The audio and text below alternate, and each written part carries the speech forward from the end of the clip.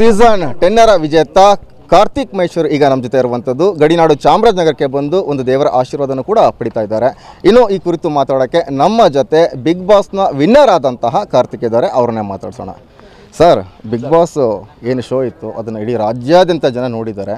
ಈಗ ತಾವು ವಿನ್ ಆಗಿದ್ದೀರಾ. ಆ ಬಿಗ್ ಬಾಸ್ ಶೋನಲ್ಲಿ ತಮ್ಮನ್ನು ಸೈಡ್ಲೈನ್ ಮಾಡಬೇಕಂತ ಸಾಕಷ್ಟು ಪ್ರಯತ್ನ ಪಟ್ಟರು, ಬಟ್ ಜನ ಮಾತ್ರ ತಮ್ಮ ಕೈ ಬಿಡಲೇ ಇಲ್ಲ. ಇದಕ್ಕೆ ನಿಮ್ಮ ಫಸ್ಟ್ ರಿಯಾಕ್ಷನ್ ಏನು?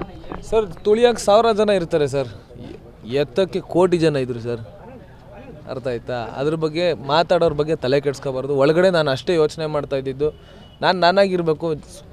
ಹೌದು, ಅಲ್ಲಿ ಸುಮಾರಷ್ಟು ಮಾತುಗಳು ಬರುವಾಗ ಬೇಸರ ಆಗ್ತಾಯಿತ್ತು, ಬಟ್ ನನಗೆಲ್ಲೋ ಒಂದು ಕಡೆ ನಂಬಿಕೆ ಇತ್ತು, ಜನ ನನ್ನನ್ನು ಇಷ್ಟಪಡ್ತಾರೆ. ನಾನು ಹೇಗಿದ್ದೀನೋ ಹಾಗೆ ಇದ್ದರೆ ಪರವಾಗಿಲ್ಲ, ಕುಗ್ಗಿದ್ರೂ ಪರವಾಗಿಲ್ಲ, ನಾನು ಎದ್ದು ಬರ್ತೀನಿ ಅನ್ನೋ ಕಾನ್ಫಿಡೆನ್ಸ್ ನನಗಿತ್ತು. ಜನರಿಗೆ ನನ್ನ ಮೇಲೆ ಕಾನ್ಫಿಡೆನ್ಸ್ ಇತ್ತು ಸರ್, ಅಷ್ಟೇ. ಚಾಮರಾಜನಗರದವರು ಕಾರ್ತಿಕ್ ಅವರು, ಚಾಮರಾಜನಗರ ಮತ್ತು ಕಾರ್ತಿಕ್ ಅವರ ಒಂದು ಸಂಬಂಧ ಮತ್ತು ಹಳೆ ನೆನಪುಗಳು ಏನಾದರೂ ಇದ್ದರೆ ಹಂಚ್ಕೋಬೇಕು ಅಂತ ಅಂದರೆ TV9 ಮುಂದೆ ಏನು ಹಂಚ್ಕೊತೀರಾ ಸರ್? ಸರ್, ಸಾಕಷ್ಟು ನೆನಪುಗಳಿದೆ. ನಾನು ಹುಟ್ಟಿದ್ದು ತಮ್ಮರಾಯ್ ನಿಂಬುನಿ ಡ್ರ್ಯಾಗನ್ ಫ್ರೂಟ್ ಕೃಷಿ ಮಾಡಿ ಎಕರೆಗೆ 5 ಲಕ್ಷ ಗಳಿಸ್ತಿದ್ದಾರೆ.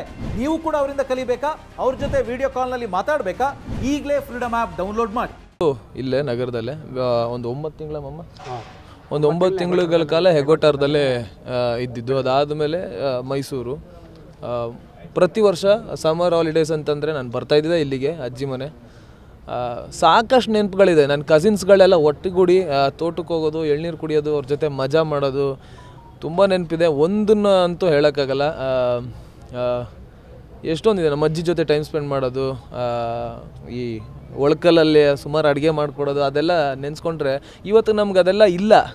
ಓಪನಾಗಿ ಮಿಕ್ಸಿ ಬಂದಿದೆ, ಆ ಒಳ್ಕಲಲ್ಲಿ ಊಟ ಮಾಡೋದು ಅದೆಲ್ಲ ನೆನೆಸ್ಕೊಂಡ್ರೆ, ಒಲೆ ಊಟ ಅದೆಲ್ಲ ಅವಾಗ ಮಾಡ್ತಾಯಿದ್ರು, ಇವಾಗಲೂ ನೆನಪಾಗುತ್ತೆ. ಅದನ್ನೆಲ್ಲ ಮಿಸ್ ಮಾಡ್ಕೊತೀನಿ ನಮ್ಮ ಊರಲ್ಲಿ.